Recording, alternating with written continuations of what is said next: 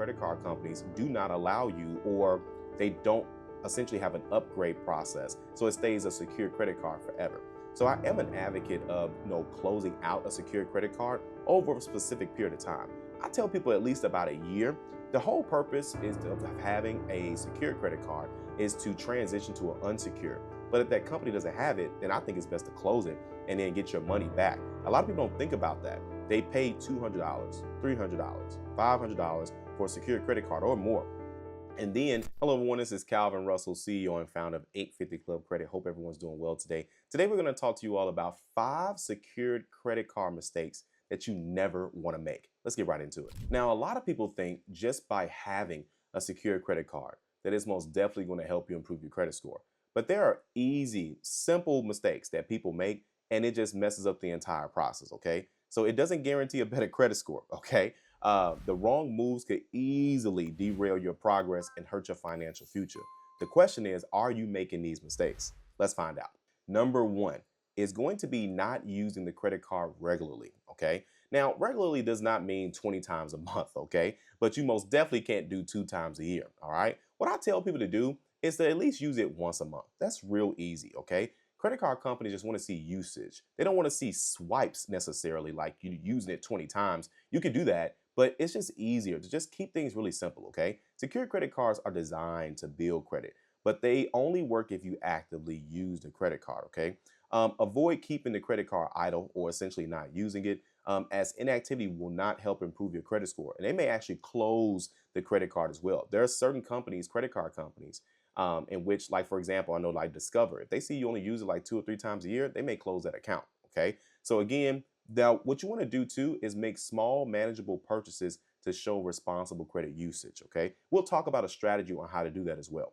Number 2 is going to be maxing out your credit limit. You do not want to do this, okay? Or essentially going over the limits as well. And some credit card companies actually charge a fee if you go over that limit as well, okay? So high credit utilization can negatively impact your credit score, even with secured credit cards, all right? Aim to use less than 30% of your available credit limit to maintain a healthy utilization rate, okay?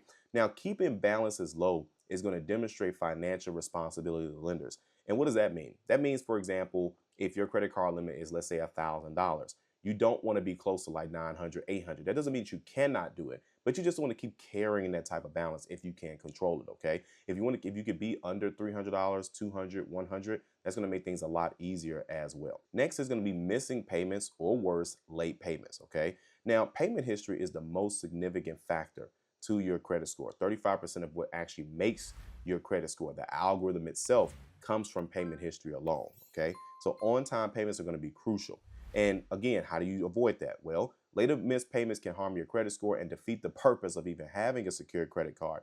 And here's my trick to get around that. Set up automatic payments or reminders to ensure you never miss a due date, okay? Auto pay is a huge saver. Now, the reason why some people don't like auto pay is simply because they say, oh, well, what if I get a $30 bill? Or real quick, did you know that you can add your monthly subscription services like Netflix or Disney Plus, or even your cell phone bill to your credit report to improve your credit score? All you got to do is just scan this QR code or click the link in the description below to learn more. Now back to the video. A bill or a $200 bill. It's impossible to get that type of bill if you're not using that much, okay? So this is where, again, having a very small monthly subscription that you already have, look for things you already have.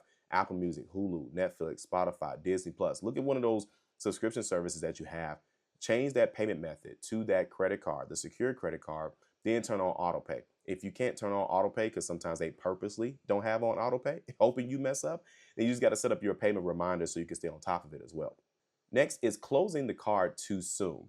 Now, I am an advocate of getting a secured credit card, but at the same time, some secured credit card companies do not allow you, or they don't essentially have an upgrade process. So it stays a secure credit card forever.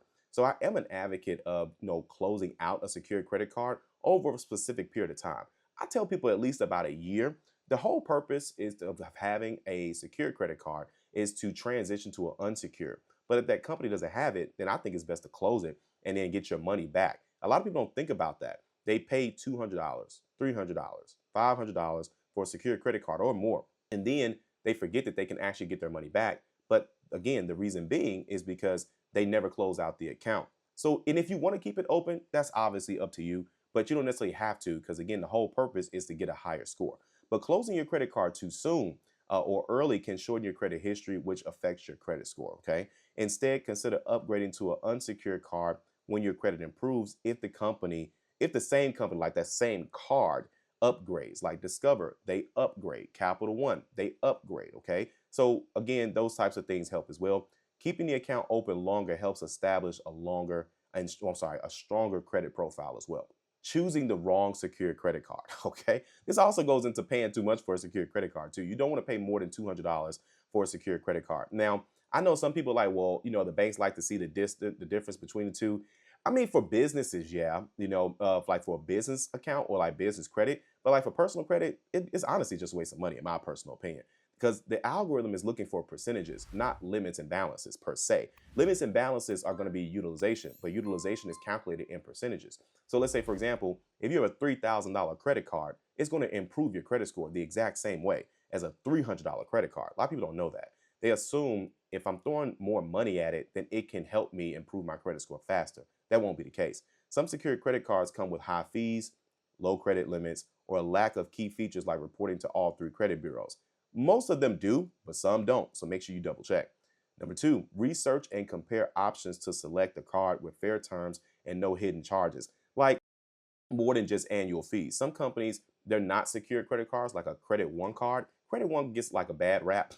I'm not saying it's a horrible card. I'm not saying it's great either. It's not a secure credit card, but they have an annual fee. They have a credit limit fee. They have an authorized user fee. They have a non-usage fee, which means if you don't use it in a month, they charge you $9 for not using it. So there's a lot of fees that they tack on, but it's not a secure credit card. So again, make sure you understand that as well. Real quick, be sure to download our free ebook today. All you got to do is scan this QR code right here or click the link in the description below. Now back to the video. But picking the right card can set you up for success as you rebuild your credit score, okay? And if you haven't done so already, make sure you guys go ahead and like, share, and subscribe. And thanks again for watching. We'll see you in the next video. Thanks for watching and we'll see you guys on the next video.